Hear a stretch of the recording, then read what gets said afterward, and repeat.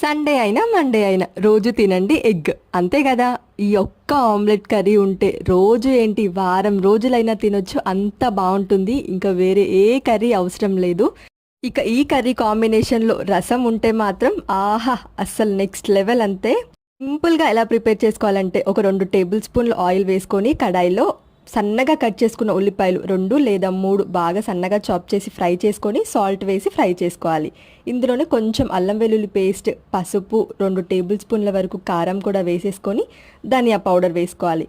ఇక ఇవన్నీ బాగా ఫ్రై చేసేసుకొని నీట్గా సెట్ చేసుకున్న తర్వాత టప్ టప్ టప్ టప్ మని ఒక 5 ఎగ్స్ వేసేసుకొని ఇక అస్సలు కదల్చకుండా మూత పెట్టేసి లో ఫ్లేమ్లో బాగా ఫ్రై అయిన తర్వాత ఫ్లిప్ చేస్తూ ఇంకోవైపు ఫ్రై చేసుకోవడమే. అంతే, సింపుల్గా అయిపోయే మన ఎగ్ ఆమ్లెట్ కర్రీ రెడీ.